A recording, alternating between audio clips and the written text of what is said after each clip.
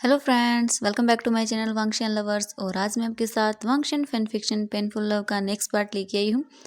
और फ्रेंड्स, अगर आप लोगों को मेरा ये फैन फिक्शन पसंद आ रहा है तो प्लीज़ मेरी वीडियोस को लाइक कर दीजिएगा और चैनल को भी सब्सक्राइब कर दीजिएगा फॉर मोर वांगशियन एफएफ्स। तो चलिए हम आज का पार्ट शुरू करते हैं। कल के पार्ट में हमने देखा था कि विंग के साथ क्या हुआ। विंग के साथ वांग जी ने नाइट स्पेंड करने के बाद उसे जैसे ही मॉर्निंग होती है, वांग जी गुस्से में था और विंग को वहाँ से जाने के लिए बोल देता है। वो उसकी बिल्कुल भी केयर नहीं करता कि विंग क्या सोच रहा है, क्या नहीं सोच रहा। वो बिल्कुल भी केयर नहीं करता और उसे वहाँ से जाने के लिए बोल देता है। उसके बाद से तो मानो विंग की जैसे पूरी लाइफ ही डिफरेंट लेवल पर चली गई थी। वो तो अपनी चीज़ों को यहाँ तक बोल देता है कि वो मरना चाहता है। जिसके बाद उसकी चीज़ें उसे लेकर घर जाती हैं। जैसे ही विंग की चीज़ें उसे लेकर घर जाती हैं, वो विंग को उसके रूम में लेके जाती हैं और उसके बेड पर बिठा देती हैं। लेकिन विंग जो था, वो तब से उसे मिला था, वो रोए ही जा रहा था। वो बिल्कुल भी चुप भी नहीं हो रहा था। तो उसकी चीज़ें उसे सहलाती हैं और बोलती हैं कि विंग प्लीज़ मुझे बताओ कि तुम्हें हुआ क्या है? ऐसा क्या हो गया विंग कि तुम मरने तक की बात कर रहे हो? मुझे बताओ प्लीज़ विंग। तो विंग कुछ सोचता है और हिम्मत करके अपनी चीज़ें को, कल जो भी हुआ वो अपनी सिस्टर को वो बता देता है। जिसके बाद हमारा वीइंग फिर से अपनी चीज़ें को गले लगा लेता है और रोने लगता है। उसकी सिस्टर उससे बोलती हैं कि वीइंग वो कौन था। तो वीइंग अपने सिर को नीचे कर लेता है और वो नाम नहीं बताता। उसके बाद यान ली बोलती हैं कि कोई बात नहीं वी, जब तुम्हारा मन हो, जब तुम्हें लगे कि मुझे बताना चाहिए, तब तुम मुझे बता सकते हो। मैं हमेशा तुम्हारा साथ दूंगी वी। तुम चिंता मत करो, हर डिफ़िकल्टीज़ में तुम्हारी सिस्टर तुम्हारे साथ होंगी। उसके बाद वी थोड़ा शांत होता है और चीज़ें रूम से बाहर जाती हैं उसे सुलाकर। जैसे ही यानली बाहर आती हैं तो नीचे मैडम यू और अंकल फेंगमियान बैठे हुए थे। वो जैसे ही यानली को देखते हैं वो बोलते हैं कि तुम तीनों कल से कहाँ थे? तो यानली अपनी मॉम से झूठ बोल देती हैं कि वो कल से पार्टी में थी। वो अपनी फ्रेंड के साथ एक पार्टी में चली गई थी अपने भाइयों को भी साथ में लेके। उसके बाद मैडम यू थोड़ा-सा गुस्से में आ जाती हैं और जो यानली हैं उन्हें डाँट लगा देती हैं कि वो बिना बताए ऐसे कैसे जा सकती हैं। लेकिन जो यानली है वो अपने मन में सोचती हैं कि वो जिन जूशन के साथ थी, वो जियांग चैन भी शायद कहीं किसी के साथ था। लेकिन जब उसकी मॉम का फ़ोन आया, तब उन्हें पता चला कि वी यिंग भी यहाँ नहीं है और वो कल से ही वी यिंग को ढूँढ रहे थे। वो घर पर भी नहीं बता सकते थे, क्योंकि अगर मैडम यू को पता चलता कि वी यिंग कहीं चला गया है, तो मैडम यू वी यिंग को सज़ा दे देती। उसके बाद हमारी यानली मैडम यू की डांट सुन के वापस से विंग के रूम में आती हैं तो देखती हैं कि विंग सो चुका है। उसके बाद यानली अपने रूम में वापस चली जाती हैं। जैसे ही विंग देखता है कि उसकी सिस्टर चली गई हैं, विंग उठता है और अपनी बेड पे बैठ जाता है और सोचने लगता है कि उसके साथ क्या हो गया। एक ही दिन में उसकी लाइफ इतनी बदल गई है कि वो क्या करे अब। उसे कुछ समझ में नहीं आ रहा था। कल जो हुआ, एक पल में ही विंग की सारी लाइफ चेंज हो गई। कल ही उसी की शादी किसी से तय कर दी गई। उसके बाद विंग के साथ रूम में वो सब हो गया और उसके बाद वांग जी ने विंग के साथ इतनी बुरी तरह से बातें की। उसे वहाँ से डायरेक्टली जाने के लिए बोल दिया। ये सुनकर तो विंग मानो अंदर तक टूट गया हो, क्योंकि पहली बार शायद विंग वांग जी से अटैच होने लगा था थोड़ा बहुत। ज़्यादा तो नहीं, लेकिन थोड़ा बहुत वो शायद उससे अटैच हो रहा था। उसके बाद विंग यही सोचता है और वहाँ से खड़ा होता है और अपनी अलमीरा से अपनी मॉम की फ़ोटो निकालता है और उन्हें देखकर रोने लगता है और बोलता है कि मॉम, आप क्यों मुझे छोड़ के चली गई यहाँ? मैं बस मैं नहीं चाहता, मैं इस दुनिया में रहना नहीं चाहता। कोई भी मेरी केयर नहीं करता। एक बस चीज़ें हैं जो मेरी परवाह करती हैं। और मॉम देखिए ना, आज मेरे साथ क्या हो गया। वो पर्सन तो बिल्कुल भी मुझसे पसंद ही नहीं करता। वो तो मेरी शक्ल भी नहीं देखना चाहता शीजे। मैं जानता हूँ जो हुआ वो गलत था, लेकिन इसमें शायद ना मेरी गलती थी ना उसकी गलती थी। लेकिन मॉम, शायद मैं उस इंसान को पसंद भी करता हूँ। जब विंग ये बोलता है तो उसकी आंखों से फिर से आंसू फिसल जाते हैं। इसके बाद विंग अपनी मॉम की फ़ोटो को लेता है और उन्हें हग करके बेड पे सो जाता है। दूसरी तरफ जब हमारा वांग जी घर आया था तो वो बहुत ही गुस्से में था। उसके बाद वांग जी अपना फ़ोन लेता है और अपने दोस्तों को फ़ोन करता है और एक क्लब में मिलने के लिए बुलाता है। जैसे ही वांग जी वहाँ पहुँचता है, वांग जी के फ्रेंड्स वहाँ बैठे हुए थे। वो वांग जी को देख के उसकी तरफ हाय करते हैं और उसे अपने पास बुला लेते हैं। वांग जी अपने फ्रेंड्स के साथ बैठ जाता है।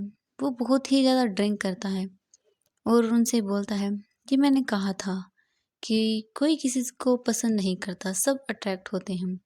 तो वो बोलते हैं कि क्या हुआ वांग जी, आज तुम डिफरेंट लग रही हो। तो वो बोलता है कि कुछ नहीं हुआ। और उसके बाद वांग जी खड़ा हो जाता है वहाँ से और अपने घर जाने के लिए निकल जाता है।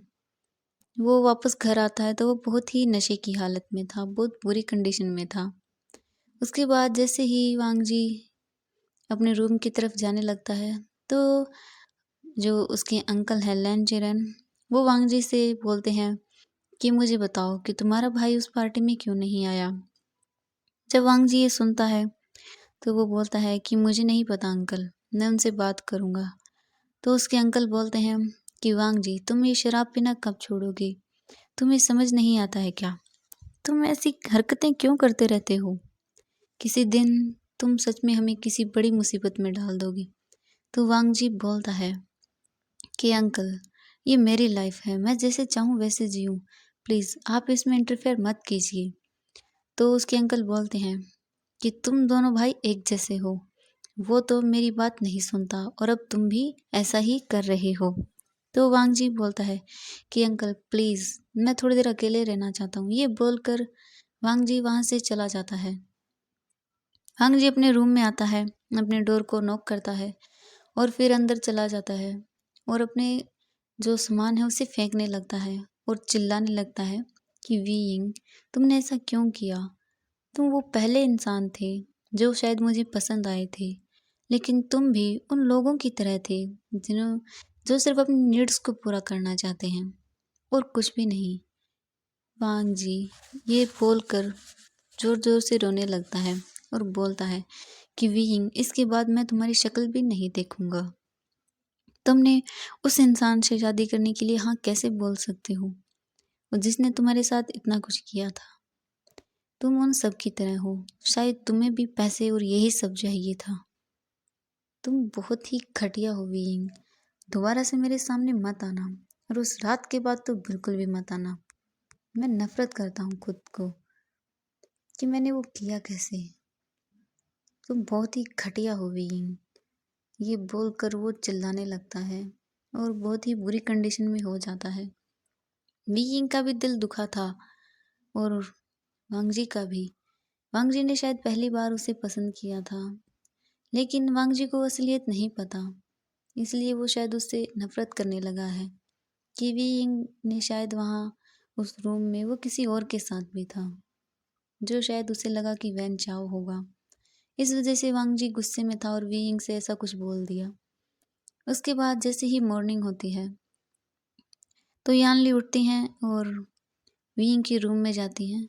जैसे ही वो वीइंग को चेक करती हैं तो वीइंग पूरी तरह फीवर में था, उसे बुखार हो गया था, उसकी आंखें बिल्कुल रेड हो गई थी, शायद वीइंग कल पूरी रात रोता रहा।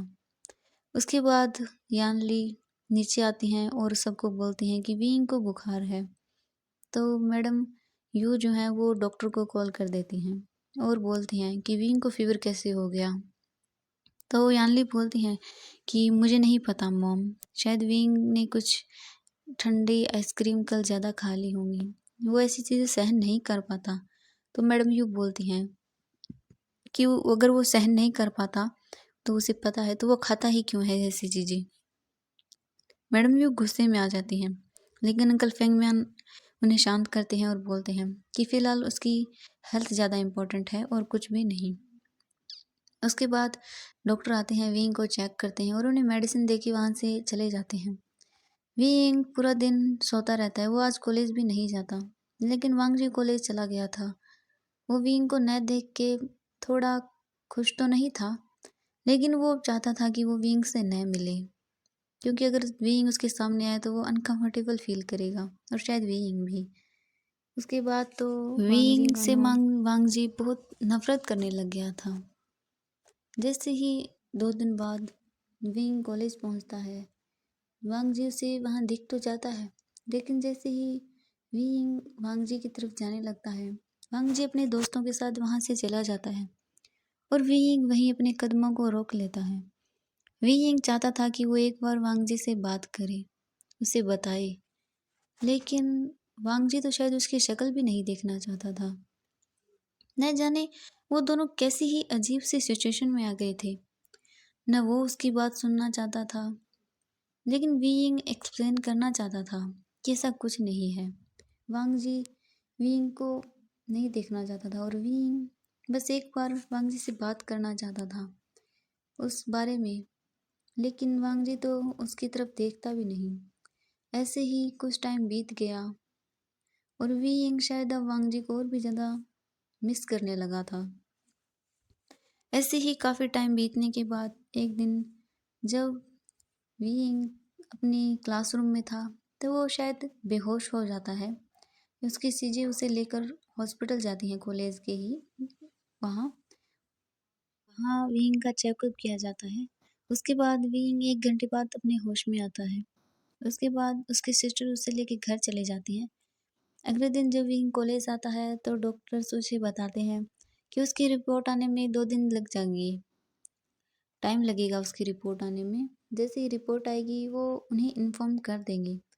तो विंग बोलता है कि ठीक है। तभी विंग को वॉमिटिंग जैसा फील होने लगता है। तो उसकी सिस्टर बोलती हैं कि विंग तुम्हें क्या हो रहा है। तो विंग बोलता है कि मुझे नहीं पता चीज़ें, 2-3 दिनों से मेरे साथ ऐसा हो रहा है। तो उसकी सिस्टर बोलती हैं कि कोई बात नहीं विंग, तुम अपना ख्याल रखना। वहीं जब विंग को वांगजी देखता है तो उसे थोड़ा बुरा फील हो रहा था कि विंग की तबीयत खराब है। वो उसके पास जाना चाहता था, लेकिन वो कुछ सोच के वहीं पर रुक जाता है। उसके बाद वांगजी वहाँ से चला जाता है और ये फन आज का मैं ये पार्ट यहीं एंड करती हूँ। तो मिलेंगे नेक्स्ट